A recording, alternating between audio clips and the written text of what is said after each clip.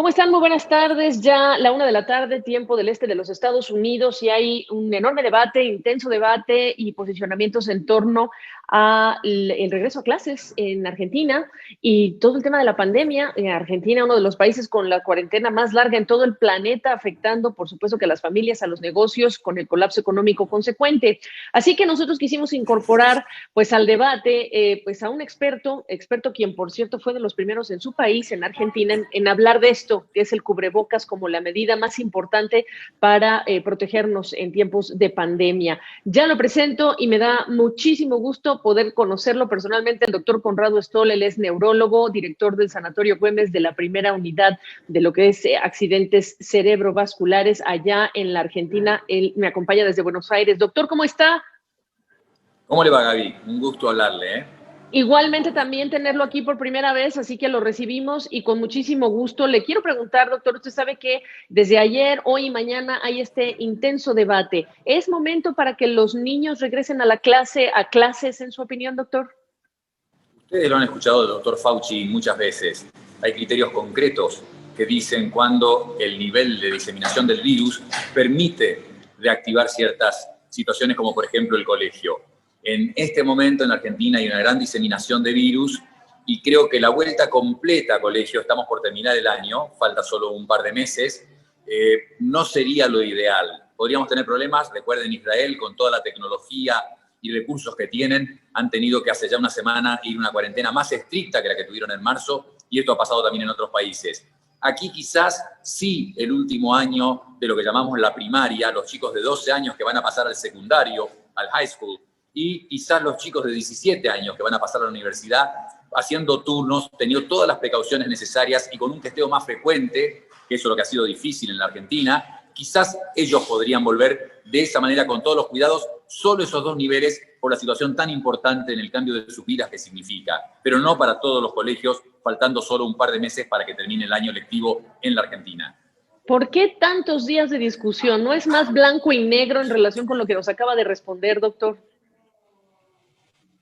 ¿Más blanco y negro la decisión de que esos chicos puedan volver al colegio? ¿Se refiere solamente a eso o a otras Claro. actividades en general? No, en realidad, como el tema está en los colegios, ahora hablamos del resto, pero ¿por qué no es más evidente para los padres, los profesores, etcétera, los alumnos, que esta es la mejor solución o el mejor cauce de esta situación?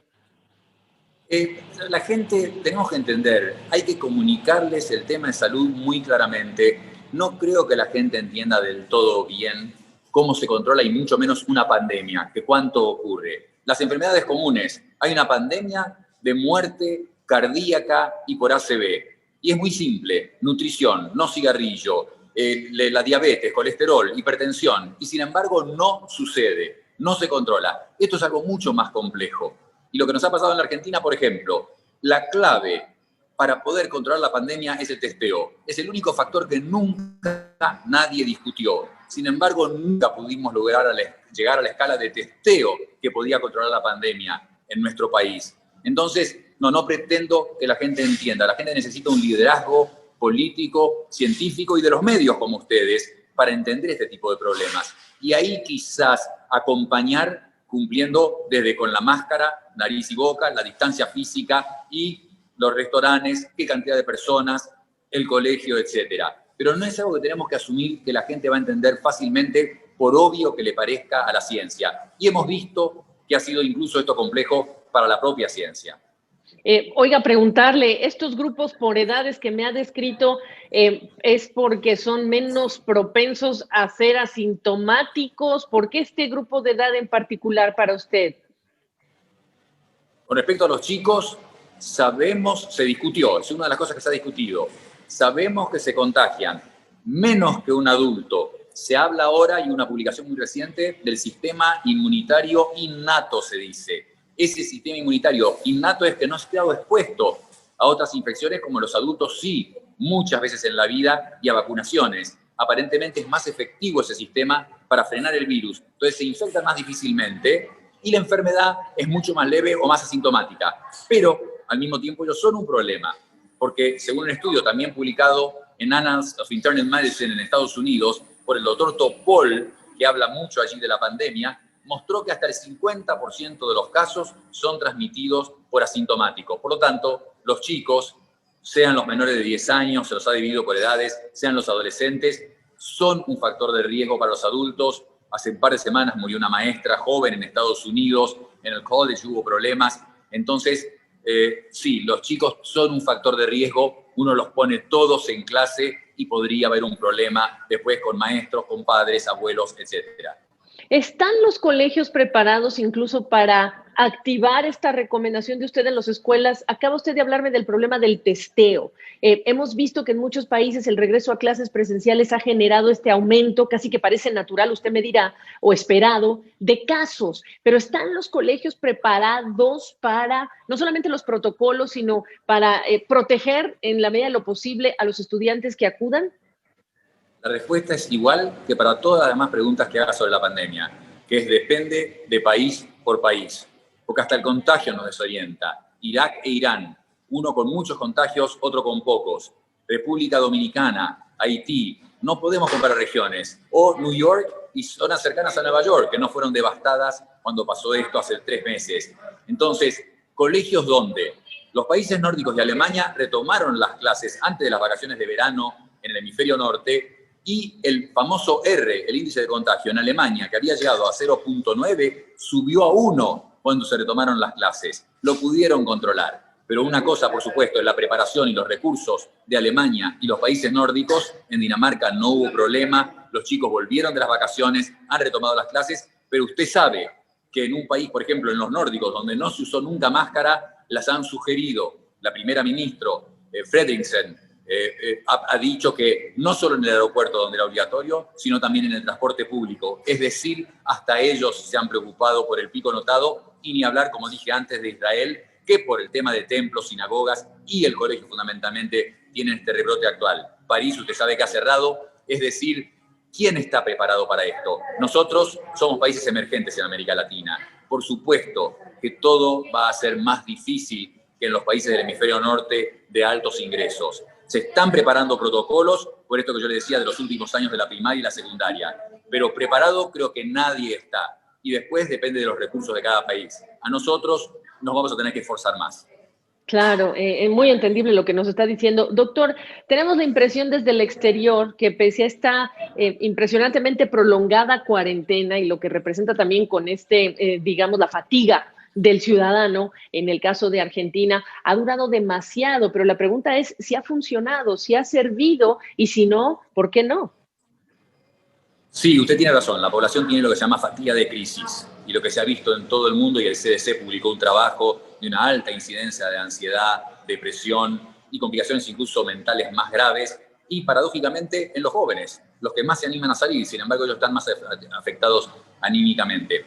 Pero la respuesta es esta. En la Argentina el presidente tomó una excelente decisión el 19 de marzo, jueves 19 de marzo a la medianoche, junto con el gobernador de California, en una simple coincidencia. Entonces se cerró tempranamente al país, pero lamentablemente no sabíamos, era marzo, y se empezó a flexibilizar esa cuarentena a las 2 semanas. En cambio, en Nueva Zelanda, por ejemplo, para hablar de un caso exitoso, duró 7 semanas, estricto, 100.000 turistas aislados en el país que no los dejaron moverse y lograron eliminar la circulación del virus. Nosotros flexibilizamos a partir de 2 semanas y eso hizo que nunca pudiéramos cortar la pandemia, o que lo que es el aislamiento, la cuarentena, no tuviera el efecto cancelador que tiene en otros países, o que tuvo en algunos otros países. Cuidado, atención, muchos países no usaron aislamiento, y aquí al lado tenemos vecinos, Uruguay, que nunca tuvo un aislamiento obligatorio y sin embargo la controlaron excelentemente con 42 muertes solamente a base de testeo. Es decir, no hablemos de cuarentena la más larga del mundo en la Argentina. Lo que hay es un aislamiento parcial de la gente. Hay un sector de la población que no puede salir todavía. No es una cuarentena estricta, lo que se llama lockdown en otros países del mundo. Es eso. El problema que hemos tenido es que no es que nadie no lo quiera hacer ni que no se sepa. No se pudo lograr la logística para hacer testeos en forma suficiente, y eso ustedes lo saben bien, que se quejan de pocos testeos, han llegado a ser 1 millón por día en los Estados Unidos. Aquí el 30-50% de los testeos diarios son positivos. Y eso solo, usted sabe perfectamente, dice que son insuficientes. Es decir, la mayor parte de los contagiados siguen ahí afuera contagiando gente. Ese ha sido nuestro problema. No poder hacer un testeo de escala. Chile y Uruguay pudieron, quizás deberíamos consultarlos a esta altura, pero aquí no pudimos, no es mala voluntad ni engaños, no se pudo lograr esa logística. Y por supuesto, si usted no testea, tampoco puede hacer rastreo de los contactos, si usted no está identificando a la gente contagiada y aparte no se testea a los asintomáticos, que sabemos que también hay que hacerlo. Entonces, doctor, para cerrar esta conversación, ¿en dónde está la evolución de la pandemia en Argentina? ¿Vamos de bajada? ¿Todavía no? ¿Cuándo lo veremos pasar? ¿Si se hacen los esfuerzos necesarios? Lamentablemente todavía no. Hay una estabilización en lo que se llama AMBA, que es la capital federal de la Argentina, que tiene 3 millones de personas, y la zona de la provincia de Buenos Aires que rodea a la capital federal, en total 17 millones de personas. Ahí fue un pico muy grave, pero que por ese aislamiento temprano nunca llegó a saturar los sistemas de salud, que son débiles, como en todos los países emergentes. Pero por suerte, aparentemente estabilizada en un nivel muy alto. Recuerda mucho lo que pasó en Estados Unidos, que ustedes siguieron durante semanas con 1.000 muertes diarias y 70.000 infectados diarios. Ahora eso ha bajado. Pero tenemos esa meseta en la parte central del país, en la de mayor población y mayor densidad. El problema es que ahora las provincias, el interior del país, las provincias están mostrando un aumento de los contagios y lo que uno se dice es, está bien, tenemos que haber aprendido con lo que pasó en la capital y la provincia de Buenos Aires. Apliquemos lo que no pudimos hacer allí en las provincias. Número 1, aumentar el testeo. Si no lo logramos solos con PCR, consultar a nuestros vecinos. Si no podemos con PCR, con antígeno, el test de antígeno que ustedes también tienen en los Estados Unidos, aunque no se ha usado tanto, que no tiene todas las capacidades de la PCR, tiene algunos defectos, pero definitivamente es mejor que no testear. Así que la situación es esa, que lo ideal sería controlar las provincias, que no pasen las provincias el aumento desmedido que ocurrió originalmente en el AMBA. Ya llegamos al verano, son demasiados meses, como usted dice, y aquí no cae la curva. No hemos llegado al pico para empezar a descender progresivamente.